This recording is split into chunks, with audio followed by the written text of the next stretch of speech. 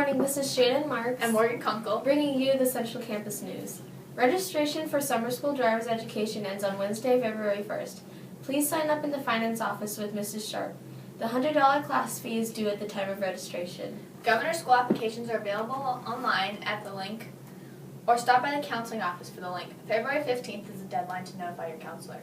Auditions for this year's one-act competition are tomorrow from 3 p.m. to 5 p.m. in room 305. There is a sign-up sheet across room 305. Contact Mrs. Rauschenberger, room 305, with any questions.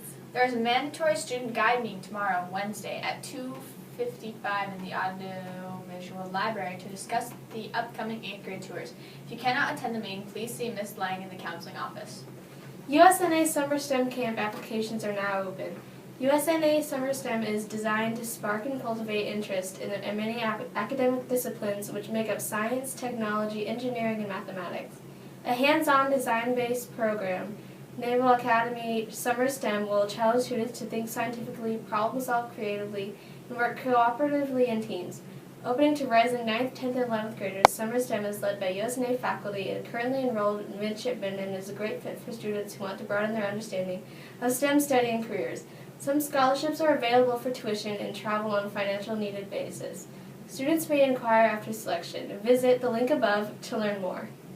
Students who are interested in taking the Alive at 25 defensive driving course should pick up an information sheet in the main office. This course is on Sunday, February 19th from 1 p.m. to 5:30 p.m. at the North Dakota Safety Council, 308 40th Avenue Northeast, Suite A. This course is approved for point reduction and insurance discounts. Happy birthday today to Trey Burke, Mason Sanderson, and Logan Weaver. Lunch today is super nachos, taco fixings, fruit, and veggie bar and milk.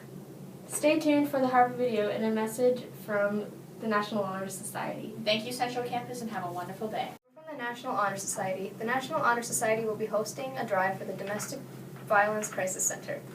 The Crisis Center serves as a place for women and children in the Minot area to leave abusive situations. They often leave in the middle of the night, so they don't have any of their possessions. So what we are planning on is to make a large donation so how much Central Campus cares. We will be having donation boxes in several classes, including the driver's ed room, room 120, or Mrs. Markworth's room, room 309.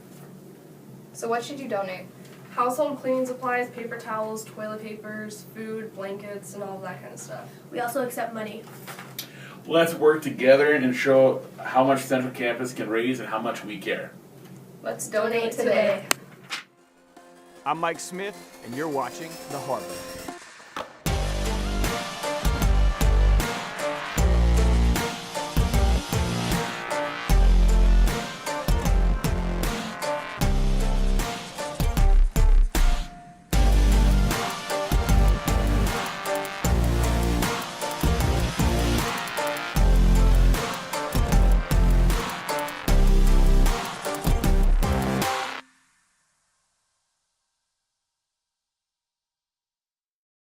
Sometimes in life we think we've got it figured out. It's like we've got this master plan. But on this week's episode of The Harbor, my friend JR is going to open up about what happens when you're forced to make tough decisions when things don't go according to plan. My name's JR Gallardi. I was born in Long Beach, raised in Colorado, and now I currently live in California. I sell hot dogs for a living. Yeah, I spent 4 years at University of Colorado, Denver, studying music business and taking a ton of piano.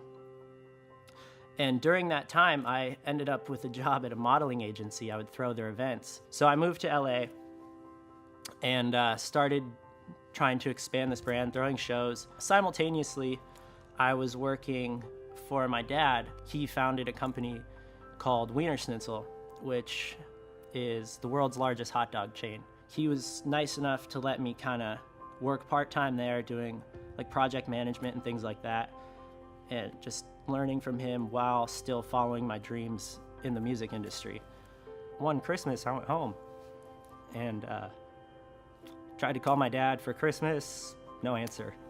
He wouldn't answer my calls for the next 2 weeks. Finally, after New Year's, I came back to California from Colorado and I just showed up at his house and he was in there.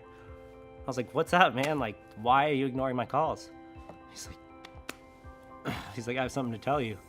He's like, I've been diagnosed with pancreatic cancer. This guy, who to me was superhero. He could do no wrong. He was gonna live forever. He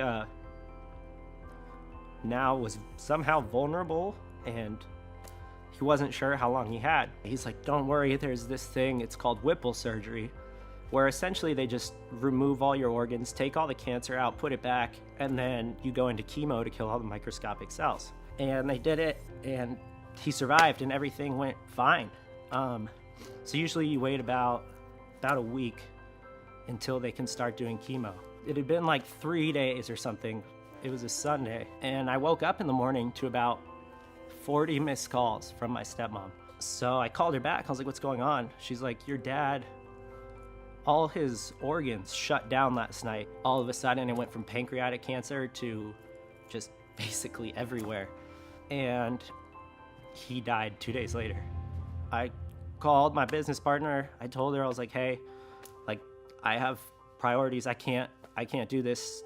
And that day, I moved to Newport Beach. To me, it wasn't even a choice. Like, it's follow your dream, which is important, and it's something that everyone should do. But when it comes down to it, and you have responsibility, and I have sisters and brothers and everybody, their lives come before mine. Essentially, is the way I look at it.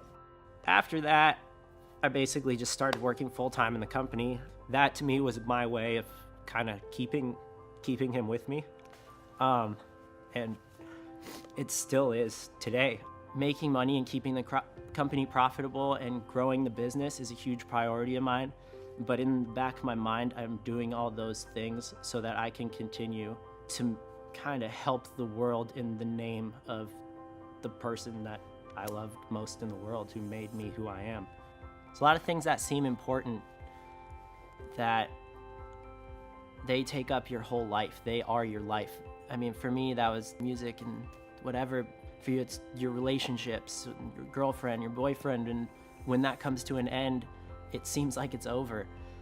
It's not over. It's a small piece of the puzzle that it takes to create something bigger and better. It's what's gonna make you who you are. As long as you have the strength to get through it, things get better, and it's not the end of the world. He's right. It's not the end of the world. I mean, tragedy, it happens to all of us. Some of you, maybe you're going through it right now. Maybe you're experiencing the loss of a loved one. Maybe your parents just got divorced. Maybe you had to move. Maybe you didn't make the sports team that you tried out for. Your boyfriend or your girlfriend broke up with you. These tragedies, they're just a small piece of the puzzle that make us who we are.